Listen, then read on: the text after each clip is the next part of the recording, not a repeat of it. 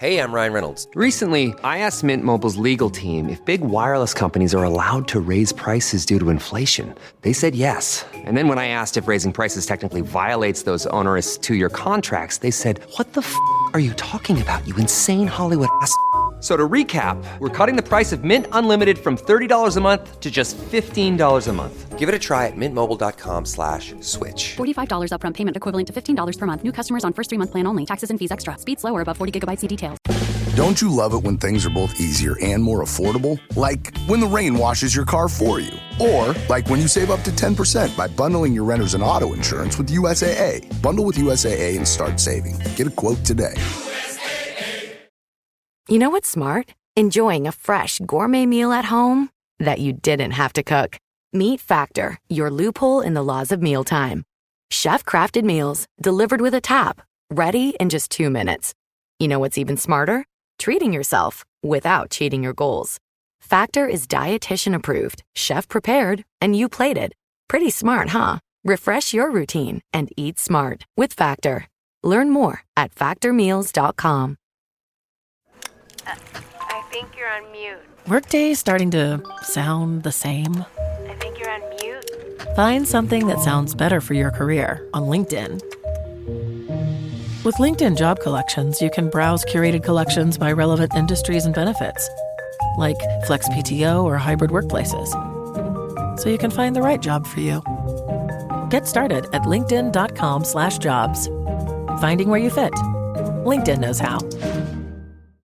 ¿Hablas español? Sprichst du Deutsch? Kan du norsk? If you've had that sound from Babbel before, I bet you do. Babbel is the science-backed language learning app that actually works. With quick 10-minute lessons handcrafted by over 200 language experts, Babbel gets you on your way to speaking a new language in just a few weeks. With over 16 million subscriptions sold and a 20-day money-back guarantee, just start speaking another language with Babbel. Right now, up to 55% off your Babbel subscription at babbel.com/Spotify podcast. Spelled BABBEL.com/Spotify podcast. Rules and restrictions may apply.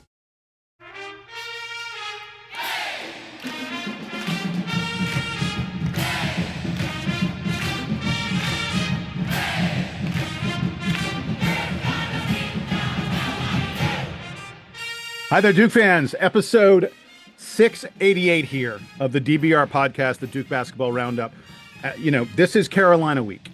And as a result, we're bringing you a little extra content, a little extra look ahead at what is always a date on the calendar to circle when the Blue Devils and the Tar Heels are matching up. I'm Jason Evans, joined by my partner, Donald Wine. Dude, I'm getting excited. I'm getting ready. I've put NC State in the rearview mirror, the craziness of that game, and we are ready to talk about UNC, aren't we, Donald? Yeah, but one last time, Towel Mountain. We're just gonna say Towel Mountain. Now it is in our rear view. We see the glorious mountain behind us in our rear view. We are pushing forward. UNC awaits. You know what time it is. Right, and to help us push forward, actually, just so folks know, programming note: Donald and I will be back tomorrow. And we'll be giving you our own preview of the Carolina game. We always, dive into the players, the metrics, the matchups, all that kind of stuff. But before we do any of that, we have a special episode today. We brought in Brendan Marks from The Athletic. Brendan, of course, covers the entire ACC, special focus on Duke and UNC. We've had him on the show many times in the past. Brendan, I've probably texted you 20 times in the past couple months to say, hey, is this week good? And you're always busy, man. Yeah, it's a busy year, and certainly this season has been a crazy one, especially locally with Duke being as good as it is. And I've been fortunate enough to do some more national stuff. So this is a week that I can always make time for. This is my Super Bowl, even if it maybe is not being billed as such. I know the whole throw out the records and all the other kind of stuff whenever Duke and Carolina play. So we want to get your impressions of the Tar Heels first. I'm going to dig into that with you, and then Don's going to talk to you a little bit about Duke, because we want your impressions of Duke, Cooper Flagg, and all that kind of stuff. I'm just going to start by asking this about Carolina. Hey, Brendan, what's wrong? I mean, you could chalk up the early losses to playing good teams: Kansas, Auburn, Michigan State, Bama, Florida, even Louisville. Those are all top 25 Ken Pom teams. There's no shame in losing those games. You'd like to win a few of them, but there's no great shame in losing them. But lately, they lost to Stanford. They lost to Wake. They really should have lost to BC. I mean, it took some pretty heroically bad coaching by by Earl Grant and the BC players for Carolina to pull out the win over BC. What is going on in Chapel Hill? Yeah, I think that this North Carolina team, really all the problems kind of go back to the roster construction. And it's not too dissimilar last year in ways about Duke. We went into the season saying, where's Duke's big man? And Duke's philosophy was we're going to throw Kyle Filipowski in there and see how it goes. And we kind of knew how that was going to go. And ultimately, I think that team probably overperformed relative to what we thought. This North Carolina team, same thing. We're going into the season going, all right, where's the front court? Who are the guys? And North Carolina went after a couple in the transfer portal. Unfortunately, didn't come up with any of them.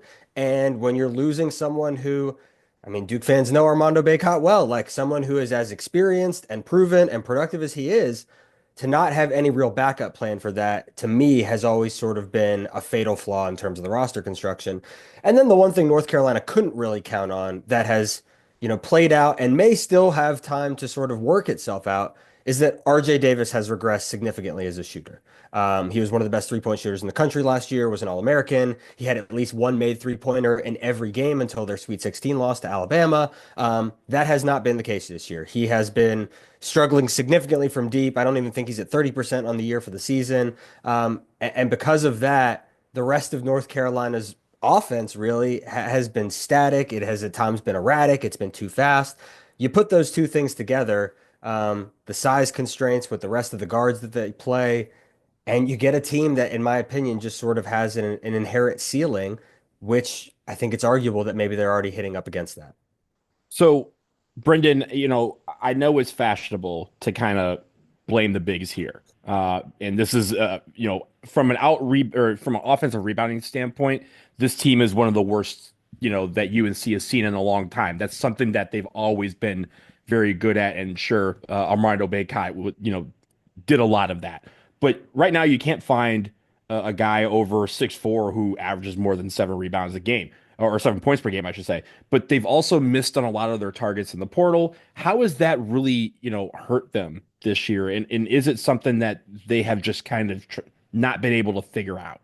Yeah, it's sort of been 1 year on, 1 year off for North Carolina in terms of the transfer portal. And really, I think in college basketball today, and I would argue, especially at UNC, the four-man is the most important position on the court because you're going to have guards. In theory, you're going to have some sort of traditional post presence. But if you don't have a four who can either A, play make from that spot so guys can move around him off ball, or B, who can shoot it himself and stretch the floor and open up space, then you have a real problem. And for North Carolina, you look at Hubert Davis's first season, when did they take off? When Brady Manick evolved into one of the best shooters in the country. Duke fans know that well. He basically could not miss from three the last, 8 weeks or so of the season, including all the way up to the national championship game. The following season, they bring in Pete Nance in the transfer portal. He can do neither of those things. They struggle and become the first number one team in the modern era to miss the tournament. Last year, Hubert Davis goes and he gets Harrison Ingram, a former McDonald's All-American. He's fantastic. He's one of the best offensive rebounders in the country. He can shoot the ball. He becomes an NBA player. And again, a number one seed. They win the ACC. They go to the Sweet 16. This year, they brought in Cade Tyson to be that guy, and he has been a complete non-factor. Does not have the athleticism really to play at this level. And the big thing that I think a lot of people are missing with Cade Tyson is at Belmont, he was the featured option. So the majority of the plays that are being run by that offense have him as an option. Maybe not the primary option, but there is an option for Cade Tyson on most of Belmont's looks when he's in the game. That is not the case on a team with RJ Davis and Ian Jackson and Elliot Cadeau and Seth Trimble and Drake Powell. It's just not the case. And so I think you saw a guy who the situation was just not right. Athletically, he has not been to that caliber. What they needed from that four-man this year was somebody who could really rebound, somebody who could be a playmaker for those other guards. And he just has not been that guy. And I think it's a little unfair to put like all of the blame on him. But again, it goes back to the roster construction. He was North Carolina's biggest transfer portal addition. And I mean, I think we can say pretty unequivocally that it has not worked out. So, again, like Hubert Davis, that's what it's been. It's been 1 year on, 1 year off. This is the year that it's been off. And as a result, they've tried Drake Powell there, undersized as a four-man. They've tried Jalen Withers there, inconsistent as a four-man. he finally went to the 4 guard lineup against Boston College, and that was, with Seth Trimble ends up being your leading rebounder. He's 6'3". It's just not a sustainable formula at the 4, and that's been the position that really, for most of Hubert Davis's tenure, has determined if North Carolina goes or if North Carolina sags behind. And this season, it certainly has been the latter. Brendan, we've been talking mostly about the defense. We've been talking mostly about the big men. I want to talk also about the defense. It's been a real problem. They don't turn opponents over. It's fairly easy to get a good shot against them. The bottom line is they're mostly, because of the problems at the 4 that you identified, they're mostly rolling out small lineups. Is there something that can be done to fix that? Or is this just a team that's like, they're going to be a mediocre defensive team? Yeah, I mean, I think there are certain things like, I think they are a surprisingly good, given their size constraints, surprisingly good defensive rebounding team. They have largely been able to make up for that. And again, Seth Trimble, who is maybe the most athletic guy on the roster, he's played a huge role in that, and they missed that significantly when he was out for a couple of games.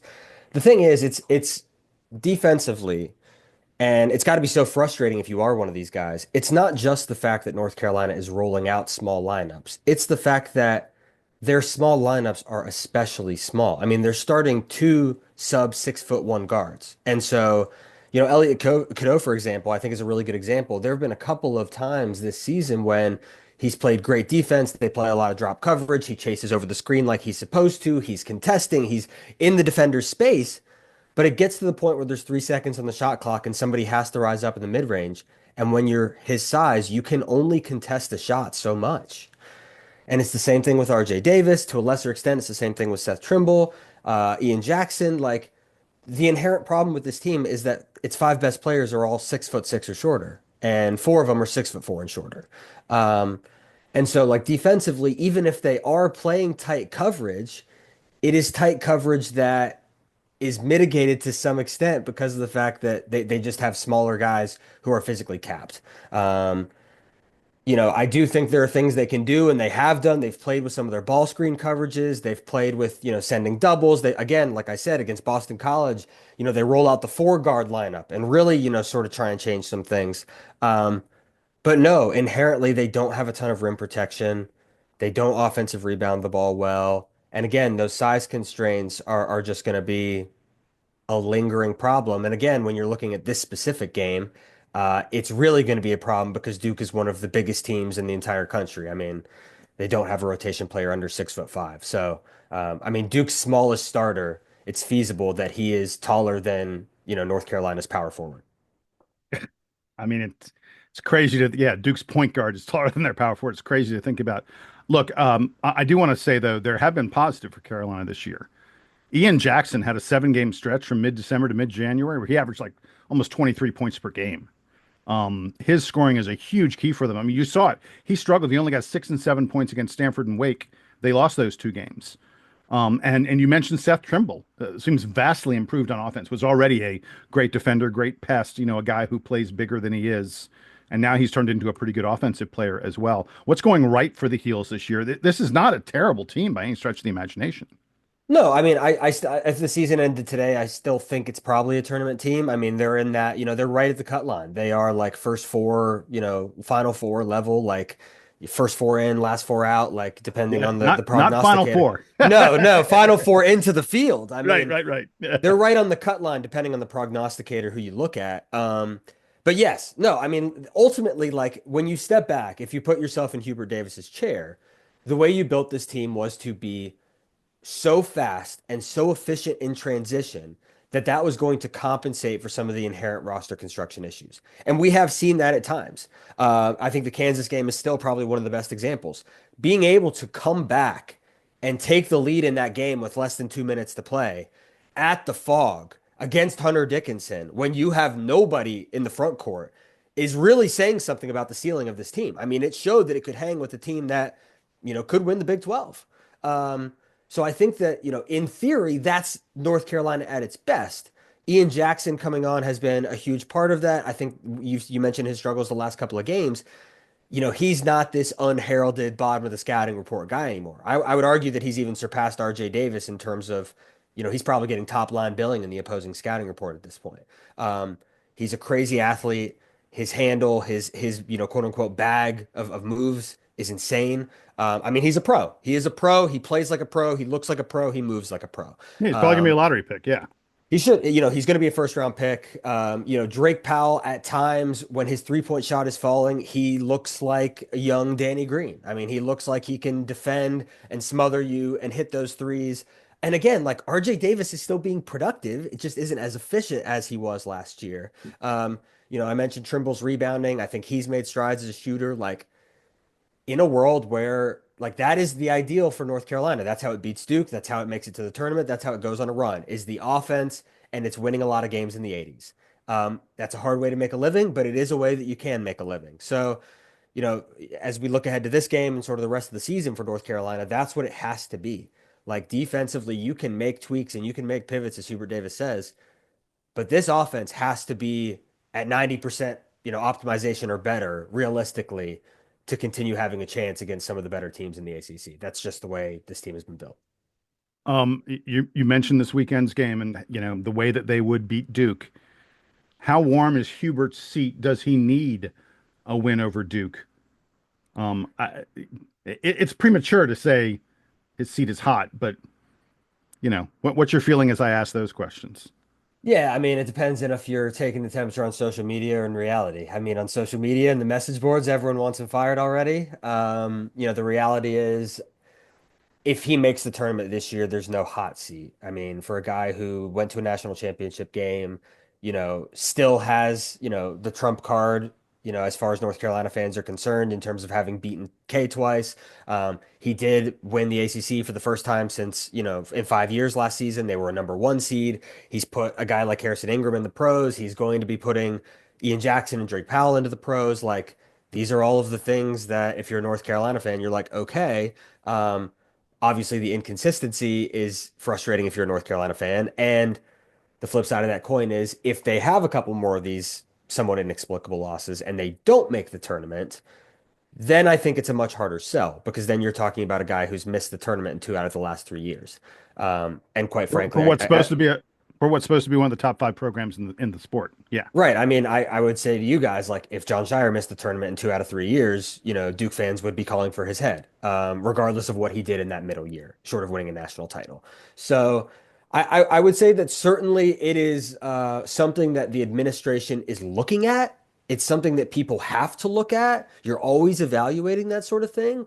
I don't think it's like you lose to Duke, you're losing your job. I don't even think that if they miss the tournament, he's necessarily losing his job. What I will say is he looks fairly miserable, Hubert Davis does. And that is something that has, especially in the last week and a half, really struck me watching them. Roy Williams got frustrated at times, but he always seemed to find the joy. And I don't quite get the sense that the same level of joy is there for Hubert Davis. And obviously it's a lot easier when you're winning and having fun like they were last year. But he's 55, short of winning a national championship. I would argue he's already accomplished the thing that he's most going to be remembered for, which is beating K twice and ending his career and beating Duke in the only time they played in the tournament.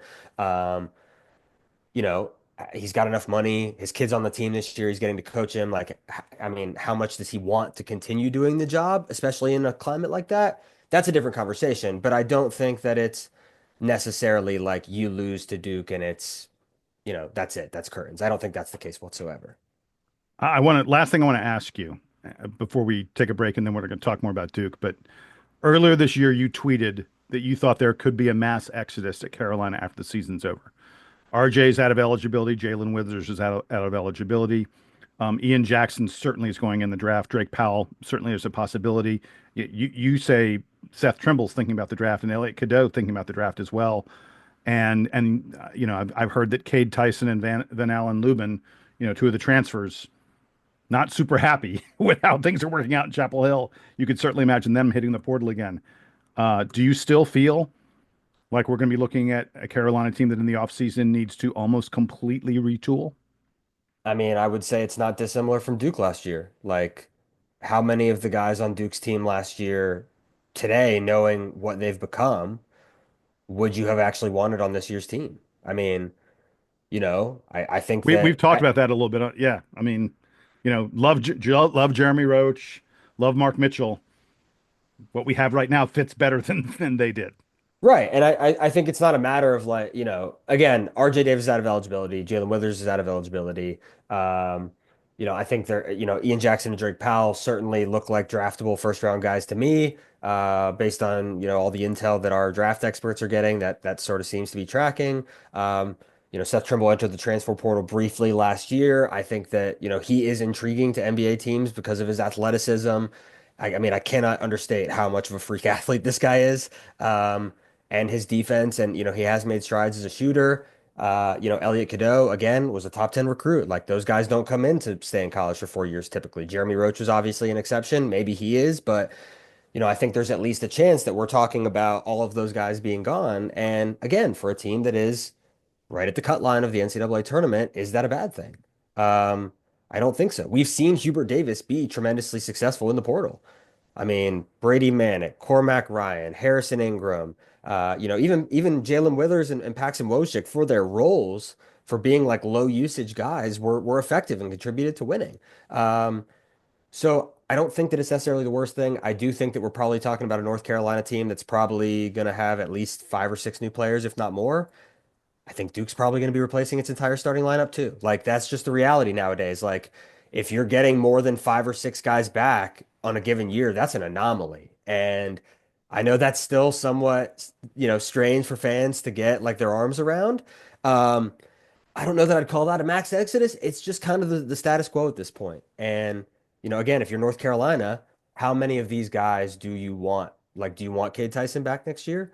With that as ineffective as he's been, I think probably he can find a better fit at a lower level. So, I really don't think it's too dissimilar from Duke last year, but yeah, I think both schools were probably talking about moving on from the majority of their rotation players. All right, with that, we're going to take a quick break. On the other side, Brendan Marks gives us his take on the 14-game winning streak in Durham right now.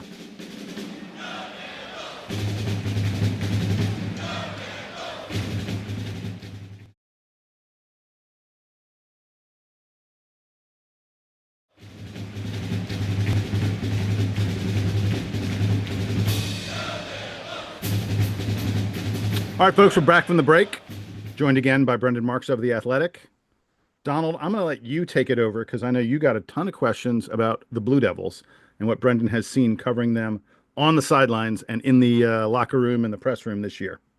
Yeah, this is the only week where I allow more than like 10 minutes of UNC discussion on this show. But I digress. This is the Duke Basketball Roundup, so let us talk about the Blue Devils. And I'll start with this, as we've had a couple people on the last few weeks.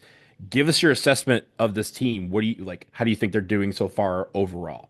Yeah, I mean, this team has been, I think, exactly what John Shire hoped it would be last April. Like when you're having, Duke fans are in a panic, but when you've got, however many guys, 8, 9 who are leaving, and you've got Cooper Flagg coming in and you've got 1 year to maximize him, you got to build out the roster around him. And I think Shire, you look at year one, you look at year two, he had 2 completely different teams. Year one, predicated on defense, offense is a slog. You're trying to muster some sort of offense from that team. Ultimately, that's what ends up doing them in. They do not have the offense. The defense is there, but the offense just was not.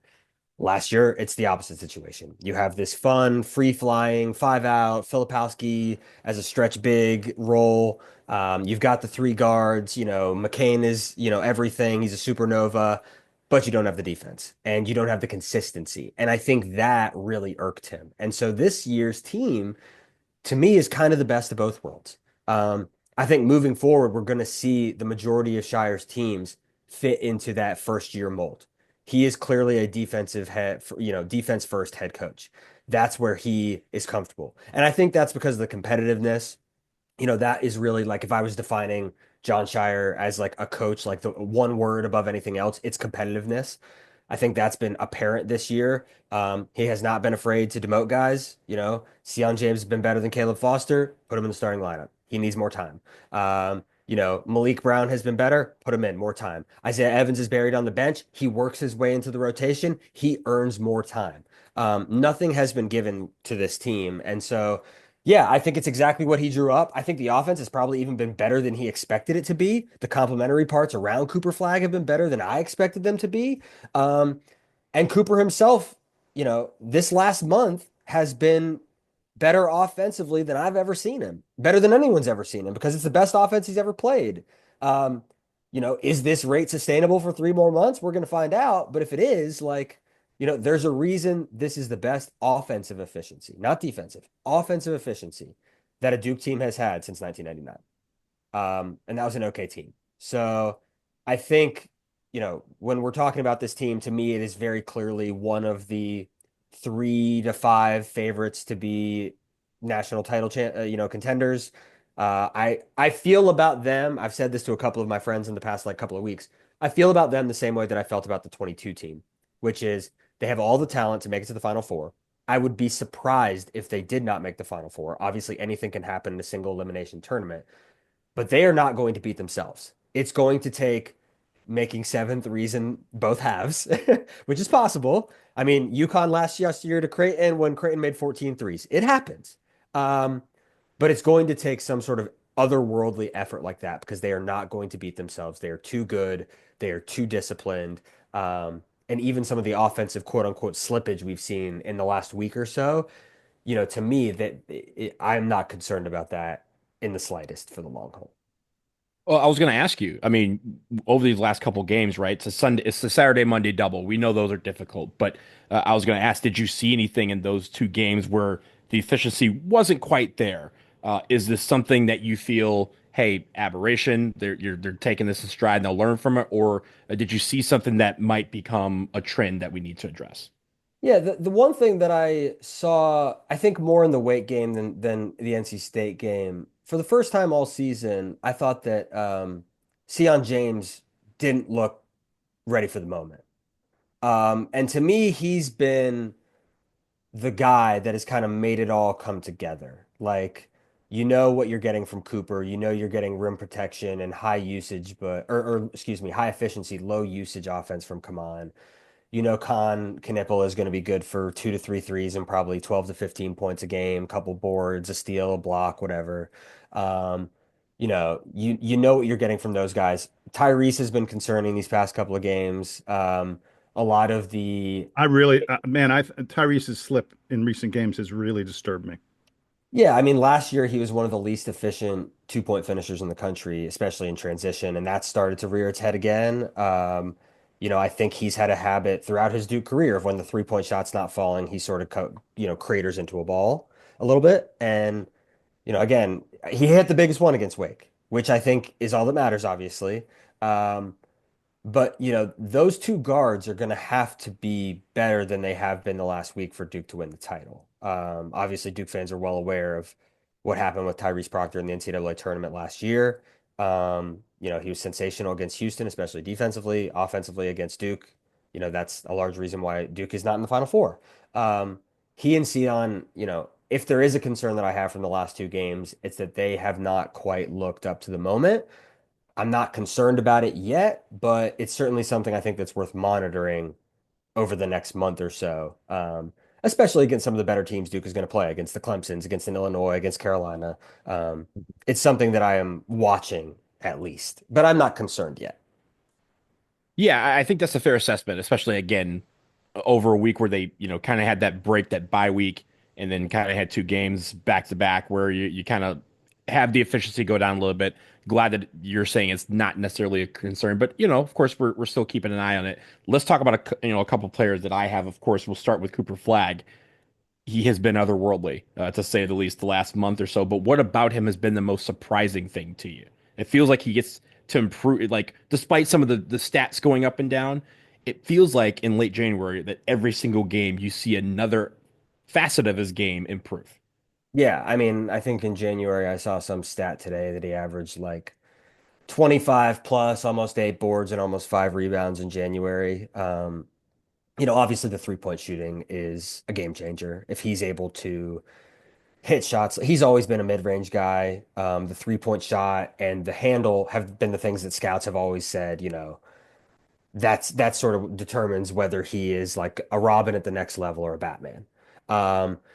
Yeah, I mean, it's funny. I remember last year when he was still at Montverde and going up to Maine for their games up there and talking to his coach at Montverde. And, they're winning those games by 30, 40 points. And he can play 15 minutes. It doesn't matter.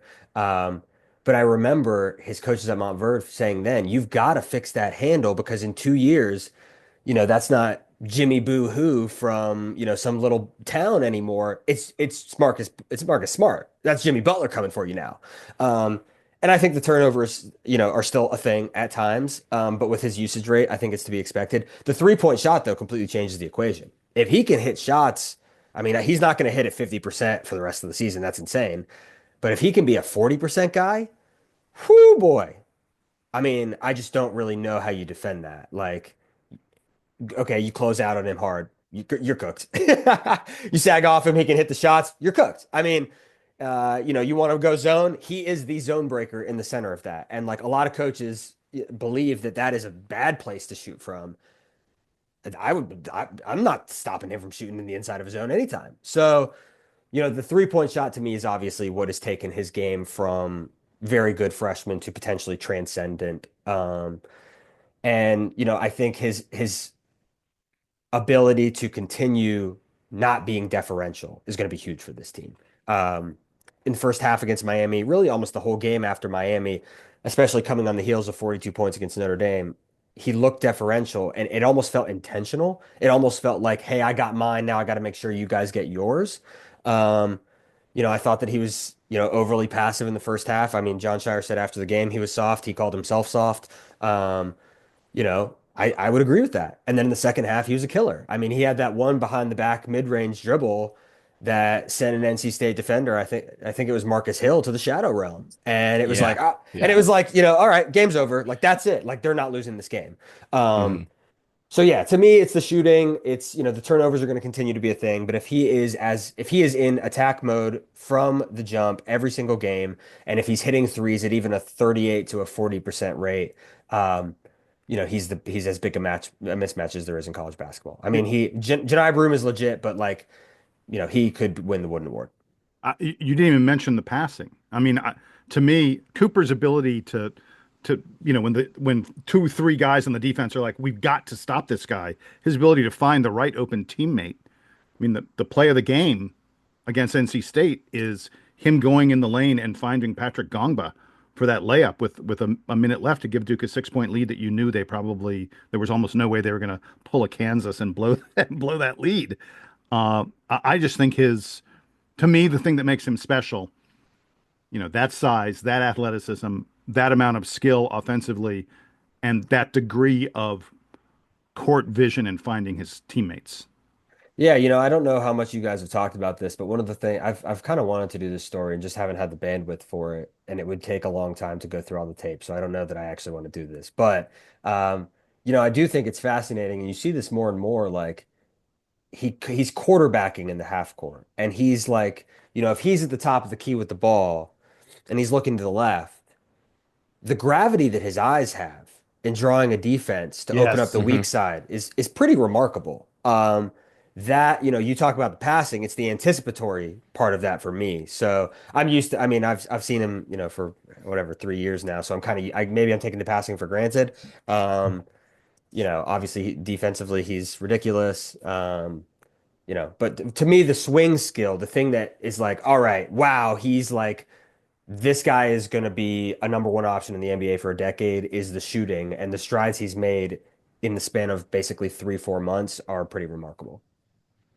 I want to talk about the bench, and there's 3 guys you kind of got to talk about in one shot. And the first part obviously has been, Malik Brown. He goes down with the knee injury, and over these past couple of weeks with him out, you've seen kind of the emergence of Mason Gillis and Patrick Gongba having some great performances.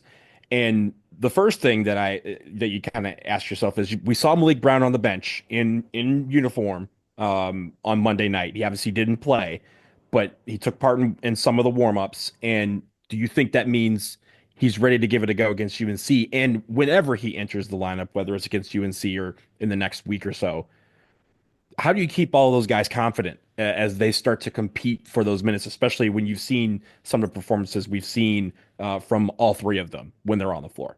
Yeah, well, let me just say it's not going to be a 10, 11 man rotation, right? It's just not. Right. And We'd love that, but it's just not enough minutes. it's nice that Patrick Ngongba's gotten some minutes, and I think it's been good from him. And obviously, in case of something like this, an injury happening again, somebody goes down in a game, like, I think back to the Kentucky game and like how nice it would have been to be able to, when Kaman Malawash goes out, like how nice it would have been for Duke to have had Pat Ngongba for a few minutes at this level in that game. And I think Ngongba's still getting up to speed. Like his body's clearly not totally right yet. But like you said, Jason, him not dropping that pick and roll with Cooper against NC State it was like, to me, that was like, all right, he's picking things up here. I do think that Mason Gillis has cracked his way into this rotation for the rest of the season. And I don't know that it's just because of the 3-point shooting. When they're in the ship and the tsunami's coming, they look at Mason Gillis, which is hilarious because, Mason Gillis is 24 years old. He's always been a college basketball bit player. Like, realistically, the rest of Duke's starting lineup is all going to be playing in the NBA next year. And like, that's the guy who's like steadying the waters. But he has been. He really has. And I think that there's a substantial value to that. I don't know that they win that Wake Forest game without Mason Gillis, for his composure, for hitting a couple of timely threes. I think that he's been really good for Cooper as like a mentor, taking him under his wing and helping him understand, like, this is what you do. This is where you go. Don't overthink it. Like, what you're capable of. And again, the 3-point shooting and some of the defense, and just he has a calming presence on the court. Like, more so than I think Malik does, more so than Sion James does. Like, we've talked about Duke adding these quote unquote veterans in the portal. Mason exudes that to me more than the other two combined. So I think that's really valuable. They're going to need Caleb Foster to continue to be productive. I think if there is something that John Shire's got to figure out over the next month, it's how do I get this guy back to, the confidence that he was at probably in the preseason. I Because mean, Brendan, you say continue to be productive. Honestly, Caleb hasn't been productive. Yeah, I mean, but you have to have him. You have to have him. It is a non-negotiable. You have to have him. And again, Isaiah Evans, like he's gonna have opportunities. And when you come in, buddy, you better not be sagging off on defense, and you better be knocking down threes. You better know your role. So yeah, like I think that realistically, when they come back, Pat is probably gonna see the biggest reduction in minutes. Um, Malik is going to get back to being that guy, especially with what happened with Kaman in the NC State game. Clearly, Duke needs somebody who can spell Kaman a little bit. But I think Mason is going to continue with Caleb to be one of those first guard-ish wing guys off the bench. And then Isaiah is probably taking up that 9 spot right now. So that's sort of how I see it. There are games where it'll be 8. There are games where against more athletic teams, like I don't know that the UNC game is a Mason Gillis game. I don't know that he's athletic enough for that game. But the Wake Forest game was definitely a Mason Gillis game. So, I think Pat, I think, is going to be the guy who sees the biggest reduction, but the seasoning he's gotten is going to be invaluable. And, the biggest thing for me, for Coach Shire, for John and the staff to figure out between now and the tournament is how do we get more out of Caleb Foster? Because that to me now is, as far as the bench is concerned, you've got to have a productive third guard, especially with the way that Tyrese Proctor and Sion James have looked this week. You mentioned Isaiah Evans earlier, and you mentioned the fact that the last few games we just haven't seen a lot of him. Whether it's the defense or just the streaky shooting, we haven't seen what we saw for essentially the better part of a month and a half from him since he checked in that Auburn game. Now, is this just a freshman slump that he's got to overcome? Is there something else a little bit deeper keeping him on the bench? And should fans be concerned that this is something that after the season he's looking at? Maybe this isn't the role that I thought I was going to have, and I need to look elsewhere. Yeah, well, a lot of components there. Number one, I'm surprised he's had a role at all this year, quite frankly. I did not anticipate him based on the summer, did not anticipate him. Like that top 8 we just talked about and him being 9, that's sort of that was the plan. And he cracked the door open himself, credit to him against Auburn. But again, like we look at his season, that clearly was an anomaly. Like he clearly does not have that every night consistency yet. That was his pedigree and reputation as a prospect. He was inconsistent. He was streaky. I mean, I remember being at an EYBL game at Peach Jam one year. I think it was his last year. And, you know, I'm sitting a couple of seats down from John Shire, and he has 6 3s and a half. John gets up and leaves at halftime. I mean, what more do you need to see? There were other games where I saw him go, you know, 1 of 12, 1 of 13. This team doesn't need that. And again, you go back to what this team is built on. It's built on defense. And his offense has to be so exceptional that it justifies his average defense.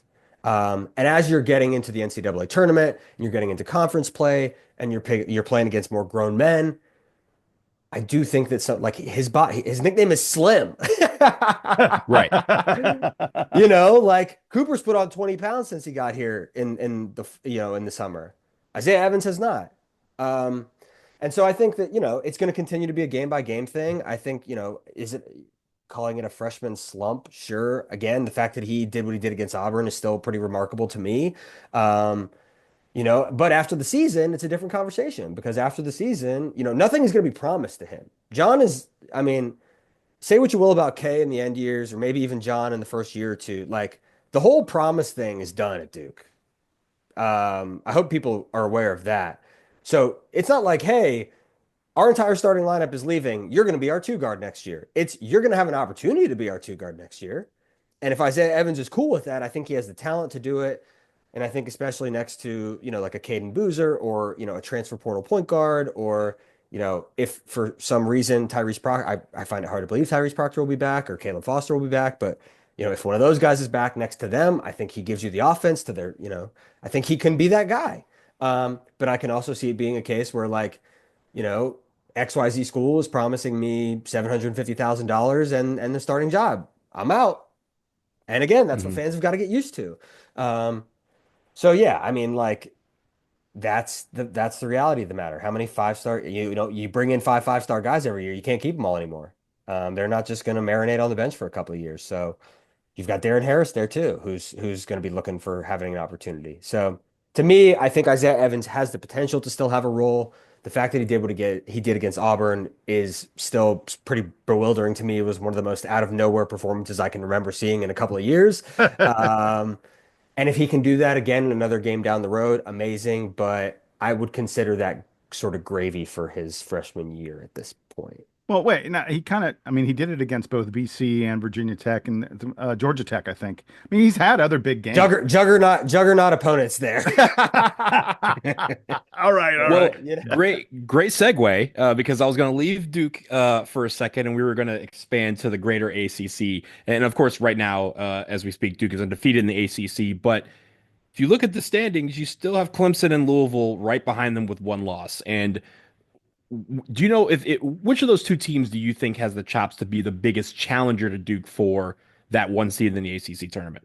Nobody. I mean, I'm just gonna be honest, guys. Like, we don't need to play this game. Duke's gonna be the one in the ACC. They might clinch it with like 3 games left in the season. Like, we don't have to. I mean, we don't have to play this game. Like, I wish everyone could see. I wish everyone could see his face. That was the rawest I've ever seen Brendan Marks ever in my life. Wait, hold on. I want to go back. I texted you like 3 or 4 weeks ago. I said, what are the odds that Duke goes undefeated in the ACC? 20%? And you said more like 2%. Are you changing your tune? Yeah, of course. They're 10-0 in the ACC. They're through 2 of their biggest games, which was at Louisville and at Wake. I do think that there's a chance they lose at Clemson. I think there's a chance they lose to North Carolina in the season finale, because again, you never know how those games can go. You know, they get Wake again. You know, Wake's a good team. They play good defense. Like, anything's possible, right? But like, I think on KenPom, they've got like almost a 40% chance of going undefeated from here on out. I don't think they have a win probability under 70% in any game from here on out, including Illinois, you know, at the Garden. Like, they're going to be the 1 seed. We don't need to pretend like they're going to be the 1 seed. They're going to be a 1 seed in the NCAA tournament. It's a question of if they are the 1 seed or not. You know, like, Louisville and Clemson are both good. They're both going to make the tournament.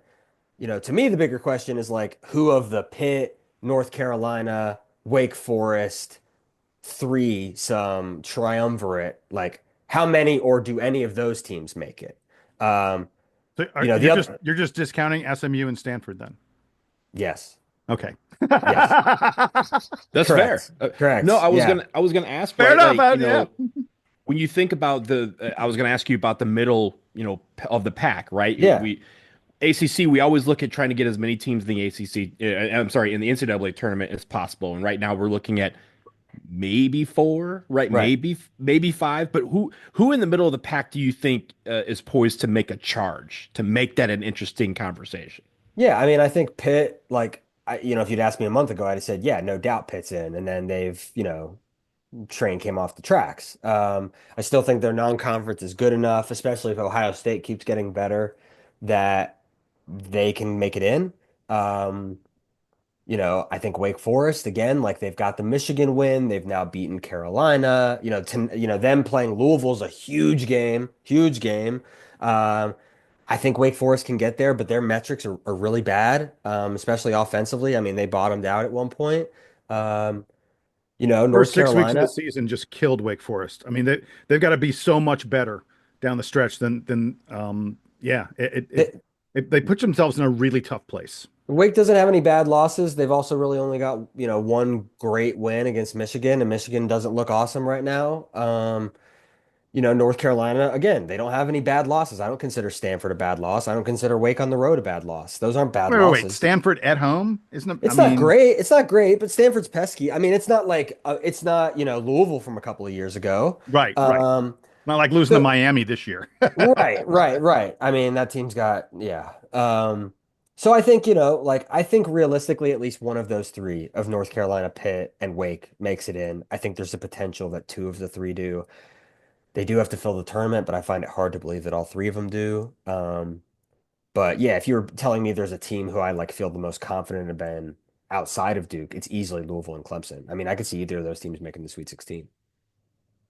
And no, sorry, I'm SMU. Go look at their resume, guys. Stanford, go look at their resume, guys. I do like Stanford. I think that any other year, but this year, Maxime Reynaud is the player of the year. I voted him as an All-American in our midseason staff poll. He's been arguably one of the best bigs in the country. He's been freaking fantastic.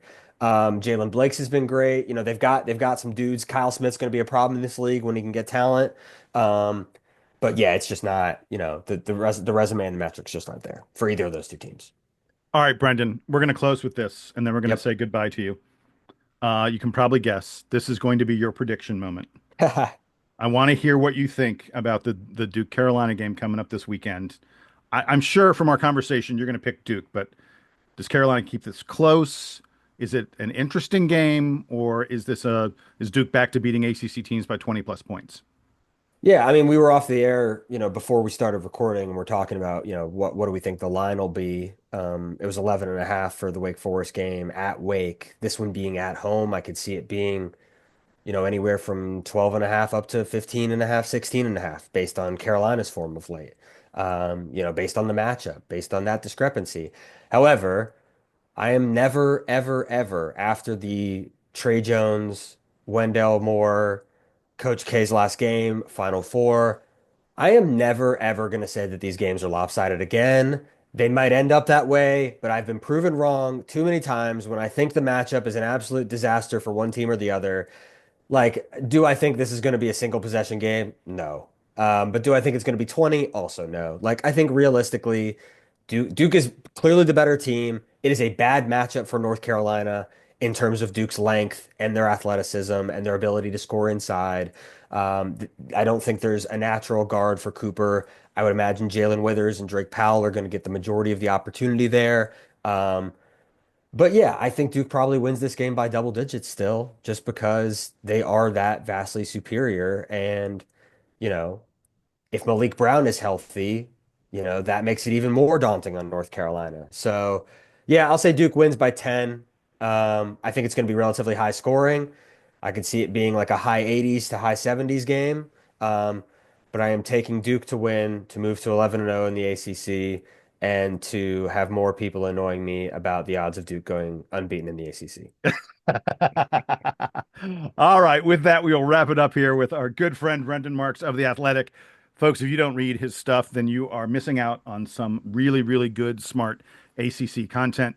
For Donald Wine, I'm Jason Evans. Thanks for joining us. Stick with us in your feed. We're going to have our own preview of the Carolina game coming up in 24 hours. Until then, he's Donald. I'm Jason. This is the Duke Band playing us out and taking us home.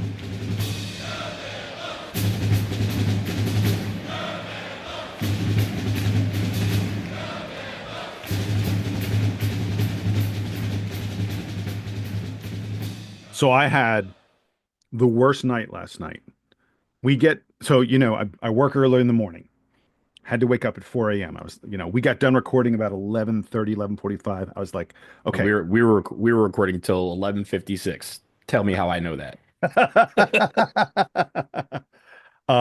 Cameron had a bad night. He was having trouble standing up. And so as a result, like I kept on having to wake up and help him out. I didn't get to sleep until 2:30 or 3 in the morning. It was just an awful, awful night. I didn't go to sleep until late because of stupid Caleb Love hitting a 60-foot shot to send that game to overtime. I was like, great, I'm going to watch them miss that, and I'm going to go to sleep.